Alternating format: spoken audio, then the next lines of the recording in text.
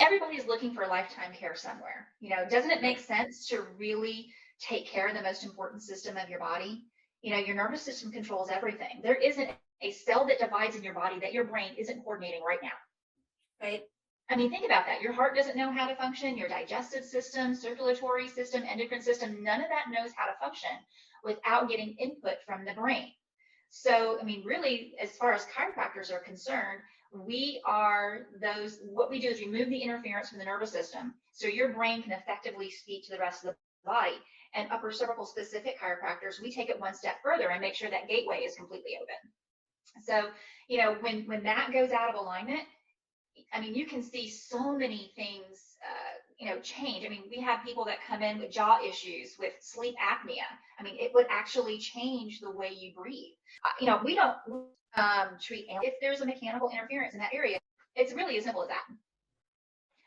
So, you're so knowledgeable in all of this. Can you share where you graduated, how long you've been in your practice, and just kind of a background on your expertise and your pathway to where you are now? I graduated from Parker Chiropractic College. I guess it's Parker University now, in 2005. And so I've been in practice for 17 years now, going on 18. And through the course of everything that I've learned over time, I figured, what, I really want to be a ninja in the upper cervical world. So in 2016, I embarked on a 3-year program. Basically, it's through the board of the International Chiropractic Association of the Upper Cervical Council, in which I graduated with a DCCJP, or a diploma in chiropractic cranial cervical junctions procedures. So it's a mouthful, but basically I got a diplomate, which is extra letters after your name, of this area right here, C0, C1, C2, right there. So if I brought a model here so you can kind of visualize it. So this right here is the back of the head. So this will be here, okay? And if you're looking at it from right here, so this is the axis. And so this is it's the most neurologically, it's something that I have a great passion for. And now I have a more of a appreciation for how important this is for overall human health. So through this whole process of becoming a diplomate, I'm now on a couple of boards. So the International Chiropractic Association Upper Cervical Council, where I received my diplomate, they have people on boards and things. I'm a director for them. So we're actually putting together our annual forum. It's actually going to be here in Dallas, so it's quite exciting. I'll be the MC for that. And in October, orthosphinology, which is my particular technique, the upper cervical technique. If you have the upper cervical world as far as chiropractic, there's several different techniques that are underneath it. And orthosphinology is the technique that I practice.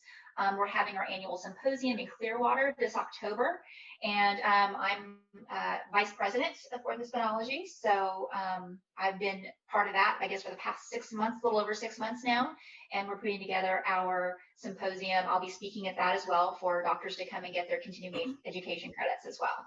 So I do a lot of speaking. I've been on that speaking kind of tour there through orthosphinology, I guess, for the past 4 years now, going on 5. So I'm pretty proud of that, helping doctors get their continuing education credits and being a part of putting that whole forum together. In general, if you want to go into study for chiropractic studies, do all of the people who attend or study in this field, do they all learn that specifically? Or I know you just said that there are different techniques. Is there specialties within that field, I guess, that you can specifically study? Yes. Now in school, there's only really a couple of schools right now, Life University and Sherman, that are really doing a great job in teaching their students the upper cervical work. However, most schools don't, so they may touch on it, or it's an elective, or maybe a club or something at the school. However, those two schools are the ones that are really just champions in teaching these particular techniques. It may not be all the techniques that they are studying, but at least they have a good grasp on making sure that students understand how important upper cervical care is. Many schools don't. So I think this is where we're lacking as far as the number of doctors that specialize in this particular technique.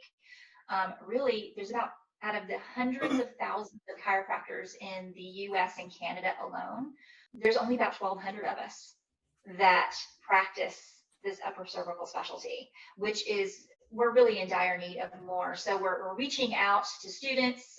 We're hopefully getting a lot of students come to our upper cervical forum here in Dallas in June, and many more into the orthospinanology seminar in October in Clearwater. So that's probably our big now, is we don't have enough of us. And because although traditional chiropractic cases that involve vertebratic brain injury, there's so many getting helped right now in mainstream. And the traditional chiropractic, with the amount of damage that is done to this upper area right here, is very gentle. So this is where the upper cervical one really shines. So getting more doctors to learn about this through schools is something, again, the reason why I'm involved in these organizations through my own technique organization of orthospinanology, as well with the International Chiropractic Association Upper Cervical Council. It's imperative we get more doctors to do this, because there's too many people out there that need it.